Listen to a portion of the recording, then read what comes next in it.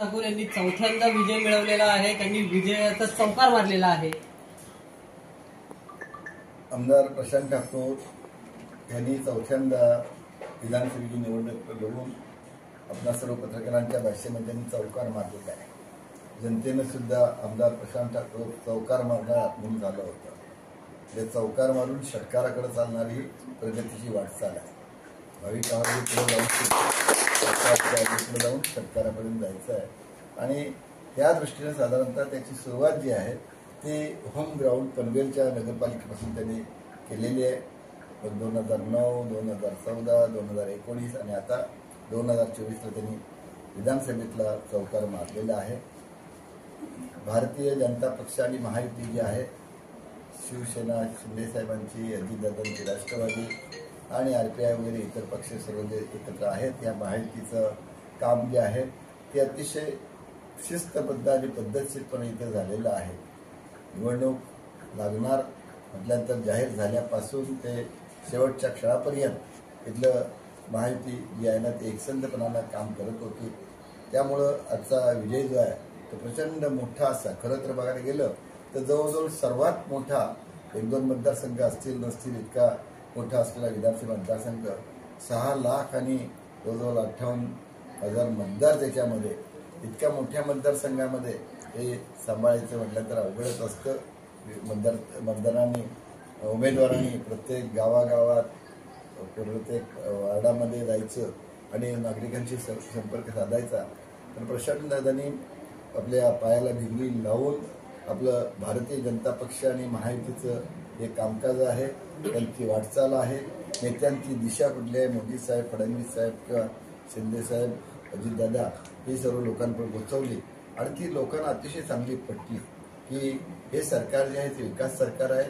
काही शंका कुशंका काही काही काढल्या पण त्यांना चोखपणानं उत्तर देण्यात आलं, हे झालं नाही ते झालं नाही। आता इथं जो विकास व्हायला पाहिजे त्याच्यापैकी पूर्वीचं असलेली इथली स्थिती आणि आताची ती जमीन आसमानचा फरक पडला आहे। 100% आपल्याला अपेक्षा आहे, 100%च्या म्हणजे मला वाटते 80-90% विकास आपला झालेला आहे। उरले 10-20% जो आहे तो आता त्या चौकार मारल्यानंतर ह्या कालावधीमध्ये ते 100% पूर्ण करतील अशी आम्हाला आशा वाटते। आणि त्याच्यामुळे प्रशांत ठाकूरचा त्यांच्या नावासारखा प्रशांत, अतिशय संयमी, असे शांततेत वावरणारा, कुठलेही टेन्शन न घेता आणि सर्व मुद्दे पक्षाचे ध्येय धोरण मोदी साहेबांचं केंद्राचं राज्याचं राबवणारा हा प्रशांत ठाकूर असल्याकारणानं त्यानं जे काम करत गेला आणि त्याचबरोबर वागत गेला ते लोकांना आवडलं आणि त्यामुळे लोकांनी प्रशांत दादाच्या हातून चौकारा बनवून घेतलेला आहे। लीना गराड यांनी घेतलेली मतं आपल्या पथ्यावर पडली का असं बोललं जातंय, नक्की काय खरं पडत? एक गोष्ट आहे, त्यांना जी मतं पडली त्यापेक्षाही कितीतरी जास्त आघाडी आपण घेतलेली आहे। म्हणजे त्यांना मतं मला वाटते 32-35 हजाराची काहीतरी मतं असतील आणि आपण 60,000 पेक्षाही सुद्धा जास्त मतं आपण लीड घेतलेलं आहे। म्हणजे ती मतं त्या 2 नंबरच्या याच्यामध्ये टाकलं तरी आपल्या आघाडी जास्त होते आणि थोडंसं होतं परिणाम का 2 लोक विरोधक आहेत तर आपण थोडंसं लूज होतो। जर असं जर नसतं तर आम्ही आणखीन पेशानं काम केलं असतं आणि त्याच्यातून सुद्धा आपली आघाडी जी आहे ती आणखीन पुढे गेली असती।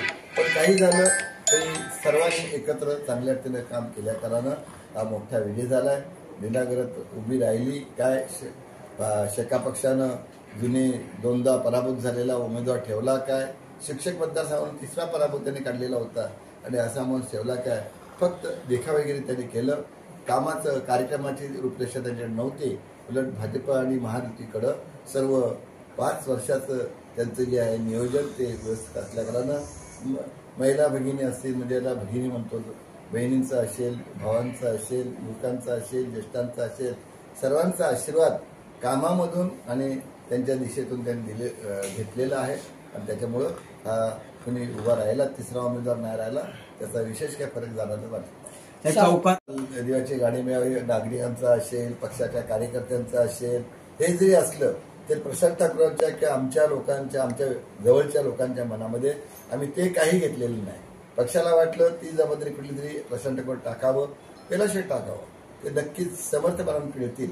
पण आम्हाला हे मिळालं पाहिजे ते मिळालं पाहिजे म्हणजे कुठल्याही नेत्याकडं, अगदी आमच्या फडणवीस साहेबांकडं किंवा बावनकुळे साहेबांकडे सुद्धा आम्ही बोलायला जाणार नाही। त्यांना वाटलं त्यांनी दिलं तर ती जबाबदारी पार करून नक्कीच आपण दाखवू.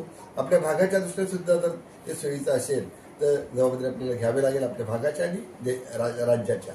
तर त्या दृष्टीने काम करायचं आहे. लाडकी बहिणीचा परिणाम या इलेक्शनवरती झालेला आहे का? नक्कीच झाला, चांगला झाला.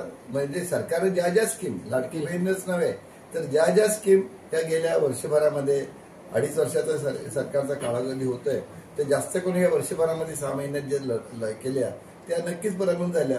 पण विरोधकांनी ती टर उडवली, कोर्टात जाण्यापर्यंत गाठलं. त्याच्यानंतर मग मात्र शेवटच्या घडकेला काय ते 1500 आम्ही 3000 दिले. पूर्वी म्हणायचं काय बजेटला हे कसं टाकणार, काय खर्च करणार, आणि मग तुम्ही ज्यावेळेस 3000 ते तुमच्या जाहीरनाम्यात टाकायला लागलात तर तो खर्च कसा करणार. तेही त्यांना ते वाऱ्यावर बोलत होते. आणि आपण मात्र कशावर महायुती जी आहे ती प्रत्यक्ष प्रॅक्टिकली जे होऊ शक्य आहे ते आणि करून दाखवून ते करत होतं. आणि त्याच्यामुळं हे सगळ्या योजना ज्या आहेत सरकारच्या ते आपल्याला फायदेशीर ठरल्या. त्यामुळं मतदान जे आहे ते उचलून पुढे वाढू मतदान झालेलं आहे. विरोधकांनी प्रशांतदादांना अनेक मुद्द्यावर घेरण्याचा प्रयत्न केला तरी देखील मतदारांनी प्रशांतदादा यांना मतदान करून चौथ्यांदा विजयी केलं. मतदारांचं कसं आभार मानाल? एक गोष्ट अशी, विरोधकांनी घेरण्याचा प्रयत्न केला, साहजिकच आहे, विरोधकच तो आहे, तो घेरण्याचा प्रयत्न करेल. पण ज्या आडव्या उभ्या मार्गाने ते घेण्याचा प्रयत्न करत होते तर त्याच्याऐवजी प्रशांत ठाकूरची दृष्टी साफ होती. काम करण्याची पद्धतीमध्ये त्यांनी ह्या सगळ्यातून तो काम करत करत गेलाय. त्यामुळं हे लोक काही जरी बोंबलले, हे नाही ते नाही, हे असं ते तसं, ते त्याचा काही नागरिकांवर मतदारांवर काही परिणाम झाला नाही. आणि मतदारांनी पाहिलं विश्वासाचा माणूस कोण, विश्वासाचा पक्ष कुठला, विश्वाची ही महायुती आहे.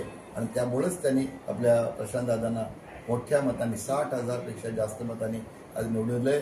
हा विजय काही लहान नाही.